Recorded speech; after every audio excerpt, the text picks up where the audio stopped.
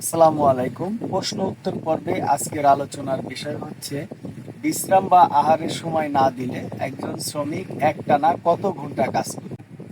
সম্মানিত ভাইরা, এ বিষয়ে শ্রম আইন ধারা 101-এর কয়ে উল্লেখ আছে যে একজন শ্রমিক আহার বা বিশ্রামের সময় না দিলে একটানা কত ঘন্টা ডিউটি করতে পারবে। কোনো প্রতিষ্ঠানে কোনো শ্রমিক দৈনিক 6 ঘন্টার বেশি কাজ করতে বাধ্য থাকবে না, যদি না তাকে ওই প্রতিষ্ঠান প্রতিদিন 1 ঘন্টা আহার বা বিশ্রামের জন্য সময় দেয়। এটা শ্রম আইন ধারা 101-এর কতে স্পষ্ট আছে।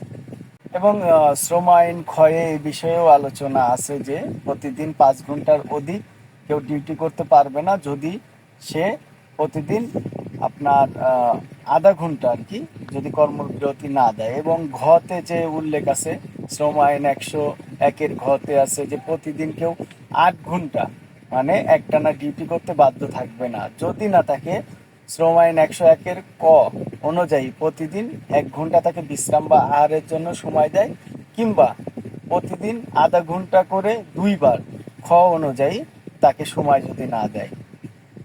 তো সম্মানিত ভাইরা, আমরা এই শ্রম আইন ধারা 101 পড়ে যেটা বুঝলাম কিংবা আপনাদেরকে যেটা বুঝাইতে চাইছি, একজন শ্রমিক প্রতিদিন সর্বোচ্চ 8 ঘন্টা ডিউটি যদি তাকে দিয়ে করাইতে হয়, তাহলে 1 ঘন্টা তাকে বিশ্রাম বা খাবারের জন্য সময় দিতে হবে।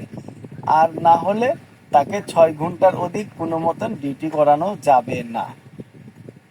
এবং যদি 5 ঘন্টা 6 ঘন্টা ডিউটিও করায়, তাহলেও তাকে আধা ঘন্টা অন্তত বিশ্রাম দিতে হবে। সম্মানিত ভাইরা, এ বিষয়ে আরও আপনাদের নিয়ে আলোচনা করব। আপনারা আমাদের সাথেই থাকবেন এবং শ্রম আইন নিয়ে কোনো যদি প্রশ্ন থাকে আমাদের কমেন্টে জানাই দিবেন, আমরা ইনশাল্লাহ আপনাকে সেই বিষয়ে জানানোর চেষ্টা করব। আসসালামু আলাইকুম।